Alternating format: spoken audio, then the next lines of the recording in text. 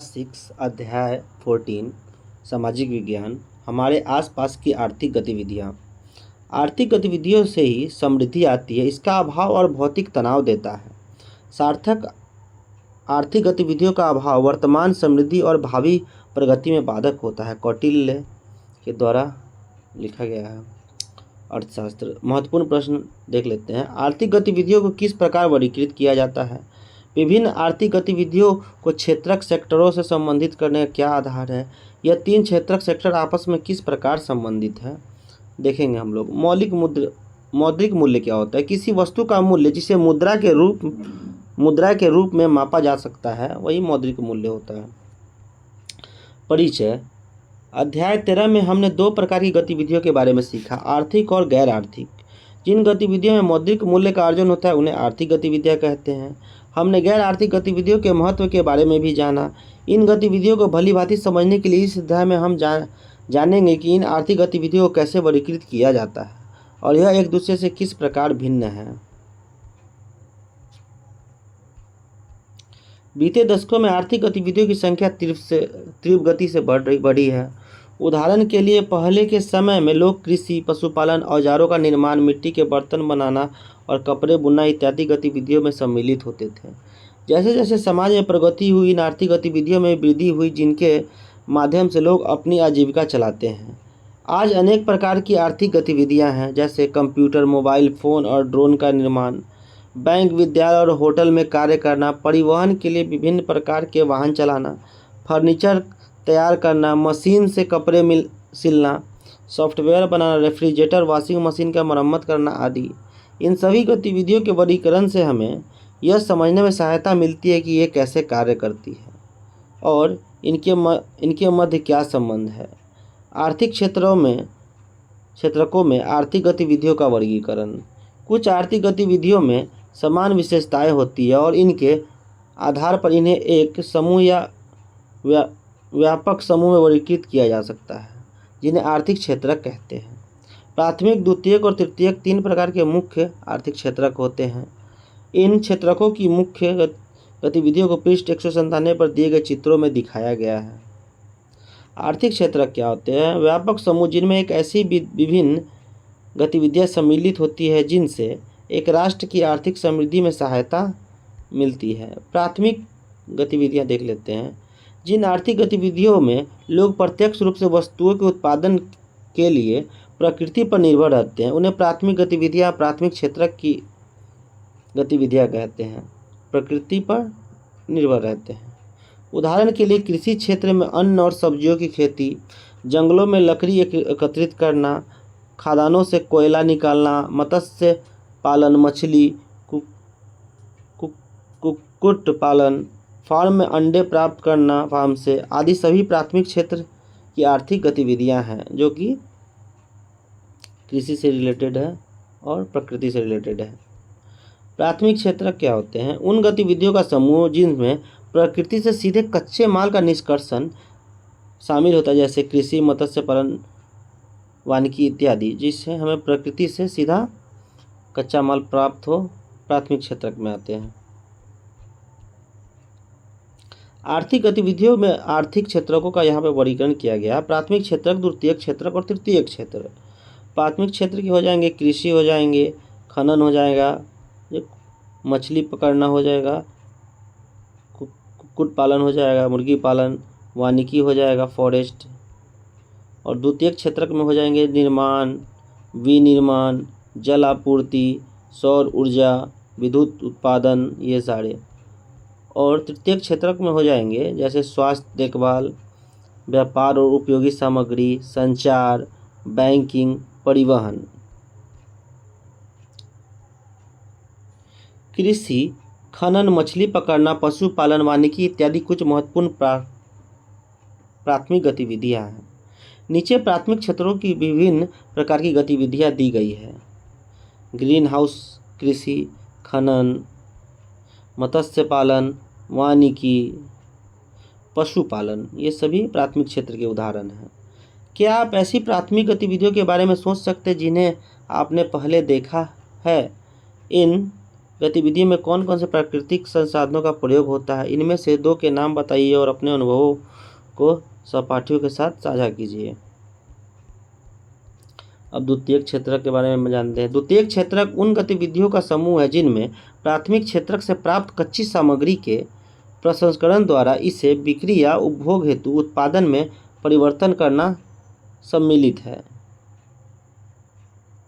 ऐसी आर्थिक गतिविधियां जिनमें लोग प्राथमिक क्षेत्रक पर आधारित वस्तुओं को रूपांतरित करके उन वस्तुओं का उत्पादन करते हैं, उन्हें द्वितीयक गतिविधियां या द्वितीयक क्षेत्र की आर्थिक गतिविधियां कहते हैं। द्वितीयक क्षेत्र में भवनों, सड़कों आदि का निर्माण तथा पानी, बिजली, गैस जैसी आवश्यक वस्तुओं को प्रदान करना सम्मिलित है। इसमें उद्योग तथा उत्पादन इकाइयों के में उत्पादों का विनिर्माण भी सम्मिलित है, जिसमें प्राथमिक क्षेत्र से कच्ची सामग्री को रूपांतरित करके बेचते हैं या स्वयं उपभोग करते हैं। द्वितीयक क्षेत्र की गतिविधियों के कुछ उदाहरण में कृषि क्षेत्र से प्राप्त अनाज से मिलों और आटा तैयार करना, मूंगफली से तेल निकालना, चाय की पत्तियों से चाय तैयार करना सम्मिलित है। इस प्रकार जंगल से प्राप्त लकड़ी से फर्नीचर और कागज बनते हैं, कपास से कपड़े तैयार किए जाते हैं और लौह अयस्क से इस्पात बनता है, जिससे कार, ट्रक इत्यादि जैसे मोटर वाहन बनाए जाते हैं। ये द्वितीय क्षेत्र के उदाहरण देख लेते हैं। मोटर वाहन कारखाना हो जाएगा, वस्त्र कारखाना हो जाएगा, औद्योगिक कारखाना हो जाएगा, फर्नीचर निर्माण इकाई हो जाएगी। ये सभी द्वितीय क्षेत्र के भाग हैं। मोटर वाहन के प्रकार भारत में 2022 के दौरान उत्पादित इकाइयों की संख्या देख लेते हैं। यात्री वाहन जैसे कार का उत्पादन 45 लाख के करीब, वाणिज्यिक वाहन जैसे ट्रक का उत्पादन 10.3 लाख है, 3 पहिया वाहन का उत्पादन हो जाएगा 8.6 लाख और 2 पहिया वाहन का 2 करोड़।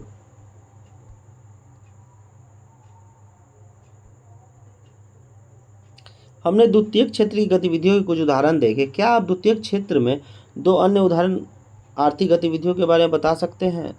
तृतीय गतिविधि के बारे में देख लेते हैं। तृतीय क्षेत्र उस गतिविधि का समूह है जिसे प्राथमिक तथा द्वितीय क्षेत्रों के संपूरक के रूप में इन्हें सहायता प्रदान करने वाली सेवाओं का प्रावधान है, जैसे परिवहन, बैंकिंग, व्यवसाय प्रबंधन आदि। तृतीय गतिविधि वे सभी आर्थिक गतिविधियां जो प्राथमिक और द्वितीय गतिविधियों में सम्मिलित लोगों को सहायता प्रदान करती है, उन्हें तृतीय गतिविधि या तृतीय क्षेत्र की आर्थिक गतिविधियां कहते हैं। इनमें ऐसी सेवाएं सम्मिलित है जिन्हें देखा नहीं जा सकता, लेकिन यह महत्वपूर्ण भूमिका निभाती है। उदाहरण के लिए एक ट्रक चालक अनाज और सब्जियों को खेत से उद्योग या बाजार में ले जाता है। फल या सब्जियों के विक्रेता कृषि उपज को घरेलू उपभोक्ताओं को बेचते हैं। इसी प्रकार चिकित्सक, नर्स, शिक्षक, अधिवक्ता और विमान चालक अपनी सेवाएं प्रदान करते हैं जहां लोगों को इनकी आवश्यकता होती है। तकनीशियन इलेक्ट्रॉनिक वस्तुओं जैसे मोबाइल फोन और टेलीविज़न इत्यादि की भी मरम्मत और सुधार का कार्य करते हैं। मैकेनिक जो कार तथा ट्रैक्टर जैसे वाहनों की मरम्मत करते हैं और बिजली मिस्त्री जो इलेक्ट्रीशियन जो बिजली की नियमित आपूर्ति सुनिश्चित करते हैं। इनकी सेवाएं हमारे जीवन को सरल बनाती है। इसी प्रकार मोबाइल और इंटरनेट के माध्यम से संचार, सॉफ्टवेयर तैयार करना, होटलों, रेस्टोरेंट, बैंक, विद्यालय, चिकित्सालय, हवाई अड्डा, दुकानें, गोदाम, वेयर हाउस इत्यादि ये सभी तृतीय क्षेत्र की गतिविधियों के उदाहरण हैं। इस क्षेत्र को सेवा क्षेत्र भी कहा जाता है। गोदाम, वेयर हाउस विशाल इमारतें जिनमें उत्पादों को बेचने, उपयोग करने या दुकानों में किराए पर देने से पहले रखा जाता है। सॉफ्टवेयर तैयार करना, रेस्टोरेंट में सेवाएं देना या हवाई अड्डों पर सेवाएं देना, खुदरा रिटेल भंडार ये सभी तृतीय क्षेत्र में शामिल है। क्षेत्रकों में परस्पर निर्भरता तीनों क्षेत्रों की आर्थिक गतिविधियों की आर्थिक क्षेत्र प्राकृतिक कच्चे माल को अंतिम उत्पादन में परिवर्तित करने में महत्वपूर्ण भूमिका निभाते हैं।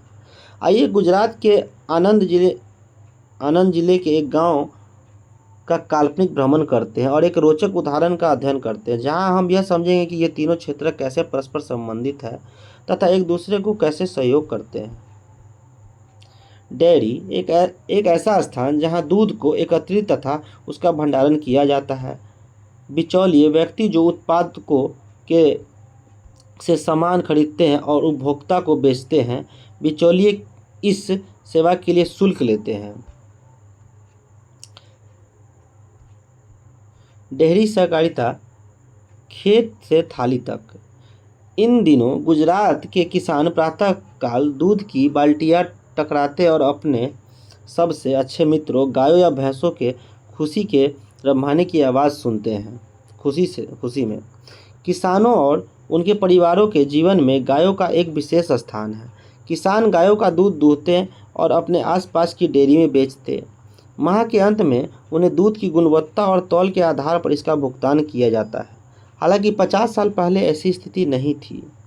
यह आनंद मिल्क यूनियन लिमिटेड अमूल नामक एक दूध सहकारी संघ की रोचक कहानी है। 1940 के आरंभ में आनंद जिले के किसान अपना दूध आसपास के गांवों में बेचते थे। वे चिलचिलाती गर्मी में दूध बेचने के लिए नज़दीक के गांव तक साइकिल से पैदल जाया करते थे। आप जानते हैं कि बहुत गर्म मौसम में दूध जल्दी खराब हो जाता है या फट जाता है।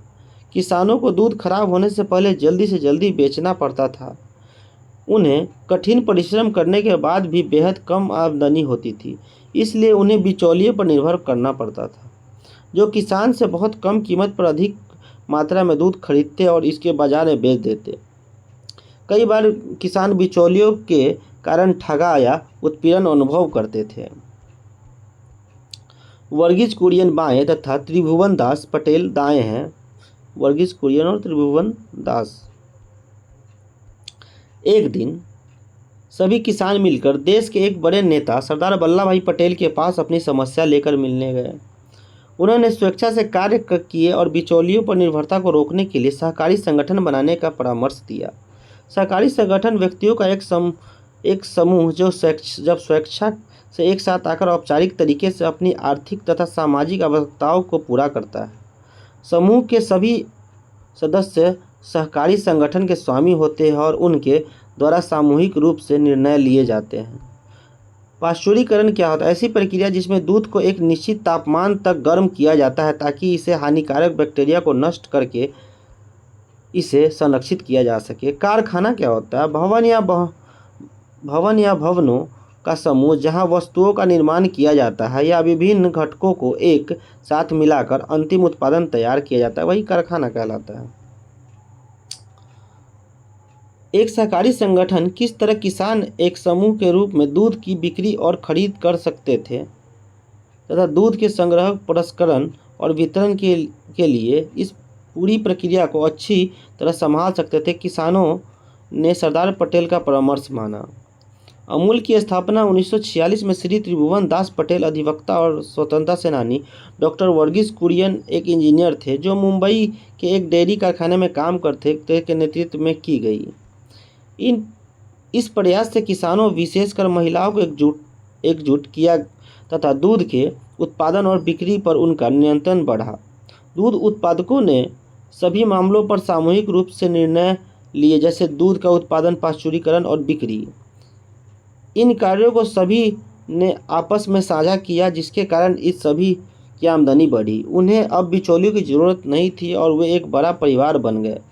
जैसे जैसे किसानों ने सहकारी संगठन के लाभों को देखा, वे साथ में जुड़ते चले गए। जब दूध की मात्रा अधिक हो गई तब किसानों ने इससे अन्य उत्पादन भी बनाने का निर्णय लिया। उन्होंने आनंद में एक दुग्ध प्रसंस्करण कारखाना स्थापित किया तथा मक्खन और दूध का पाउडर बनाना आरंभ किया। वर्तमान में इस सहकारी संगठन के पास अनेक दूध प्रसंस्करण संयंत्र और कारखाने हैं जो भारत के सभी भागों में अनेक प्रकार के उत्पादन तैयार करते हैं। इसके बाद इन उत्पादों का विपणन किया जाता है, जो पूरे देश की छोटी और बड़ी खुदरा दुकानों में इनकी बिक्री होती है। वास्तव में ये विश्व के अनेक देशों में अपने उत्पादों का निर्यात भी करते हैं। है ना आश्चर्य की बात? क्या आप इसमें से कुछ का नाम बता सकते हैं? इस रोचक कहानी में इस सहकारी संगठन के किसान अपनी गायों को दूध बेचने के लिए दूहते हैं। इस प्रकार की आर्थिक गतिविधियों को प्राथमिक क्षेत्र की आर्थिक गतिविधि कहते हैं, क्योंकि दुग्ध उत्पादन एक प्राकृतिक स्रोत है। गाय या मवेशी से प्रत्यक्ष रूप से प्राप्त किया जाता है। इसके बाद दूध को प्रसंस्कृत किया जाता है और कारखानों में इसे एक तरल से खाद्य उत्पादों जैसे दूध का पाउडर, घी, पनीर, मक्खन और अनेक अन्य रूप परिवर्तित किए जाते हैं। इन आर्थिक गतिविधियों को द्वितीयक क्षेत्र की आर्थिक गतिविधियां कहते हैं। खुदरा क्या होता है? माल की बिक्री को थोड़ी मात्रा में अंतिम उपभोक्ताओं तक पहुंचाना और जिसका उद्देश्य माल का पुनर्विक्रय नहीं है। निर्यात वस्तुएं और सेवाएं जो किसी एक देश में उत्पादित होती है और इन्हें किसी अन्य देश के क्रेताओं या उपभोक्ताओं को बेचा जाता है। अमूल अपने द्वारा निर्मित सभी उत्पादों का क्या करता है? यह इन्हें विभिन्न स्थानों पर बेचता है। अमूल अपने उत्पादों को बिक्री के लिए एक स्थान से दूसरे स्थान तक ले जाने हेतु ट्रकों व लॉरियों, रेल, वायु यानी परिवहन का प्रयोग करता है। इसके द्वारा खुदरा भंडारों की स्थापना की जाती है, जिससे गुजरात एवं भारत के अन्य राज्यों के कस्बों, नगरों और गांवों की दुकानों में दूध तथा दूध के उत्पादों की आपूर्ति की जाती है। यहाँ परिवहन, विपणन और खुदरा फुटकर विक्रेता तृतीयक गतिविधि में सम्मिलित है। ध्यान रखें, अमूल के समान कर्नाटक से नंदिनी, दिल्ली राष्ट्रीय राजधानी क्षेत्र में मदर डेयरी, तमिलनाडु में आविन, आंध्र प्रदेश में से विजया, नागालैंड से केवी, बिहार से सुधा, पंजाब से वर्का आदि नाम के अनेक सहकारी दुग्ध संगठन हैं। क्या आप अपने आसपास के किसी एक सहकारी संगठन का नाम बता सकते हैं जिसने किसानों, अशक्त लोगों और महिलाओं को एकत्र करके उनके जीवन को समृद्ध किया हो? नीचे दिए चित्रों के माध्यम से आइए जानें कि आपकी पाठ्य पुस्तक कैसे बनती है। यह चित्र दर्शाता है कि कैसे लुगदी पेड़ के काष्ठीय रेशे को कागज और उसके बाद इस कागज पर मुद्रण कर इसे पाठ्य पुस्तकों में परिवर्तित करते हैं। पेड़ काटा जा रहा है,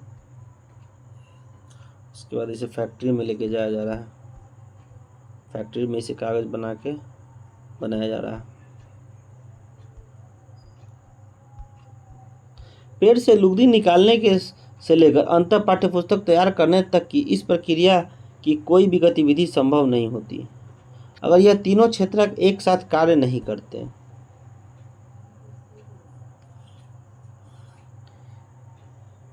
पृष्ठ 205 पर चित्र 14.1 में प्रक्रिया में विभिन्न चरणों को देखिए और अपने सहपाठियों के साथ चर्चा कीजिए। आइए पता लगाएं कि कौन से कार्य किस क्षेत्र में वर्गीकृत किया, प्राथमिक क्षेत्र, द्वितीयक क्षेत्र और तृतीयक क्षेत्र के कार्य। ध्यान रखिए, इन दिनों प्रयोग हुए कागज को पुनर्चक्रण, रिसाइकलिंग कर नया कागज बनाया जाता है। केवल 1 टन कागज का पुनर्चक्रण, रिसाइकलिंग करने से 17 पेड़ों एवं 2.5 घन मीटर लैंडफिल स्थान की बचत की जा सकती है। जहां अपशिष्ट को डाला जाता है, पेड़ों को काटकर कागज के नए उत्पादन बनाने की जगह पुनर्चक्रित किए गए कागज का उपयोग करने से 70% ऊर्जा और पानी की बचत होती है। आपके विद्यालय की कक्षाओं में और कार्यालयों में हम कागज का विभिन्न प्रकार से विवेकपूर्ण उपयोग कैसे कर सकते हैं? आइए पता लगाएं। अपने आसपास की आर्थिक गतिविधियों की एक सूची बनाइए और प्राथमिक, द्वितीयक या तृतीयक गतिविधियों के रूप में उन्हें वर्गीकृत कीजिए। इसके उपरांत तीर लगाकर दर्शाइए कि वे एक दूसरे से किस प्रकार संबंधित और परस्पर आश्रित हैं। यदि इनमें से किसी एक गतिविधि का अंत हो जाता है तो क्या होगा? आगे बढ़ने से पहले इस अध्याय में हमने आर्थिक गतिविधियों के 3 क्षेत्रों के बारे में सीख लिया है। विभिन्न उदाहरणों और चित्रों से तीनों प्रकार की आर्थिक गतिविधियों या क्षेत्रकों के प्राथमिक, द्वितीयक और तृतीयक की भिन्नता और उस पर परस्पर निर्भरता को समझने में सहायता मिली है।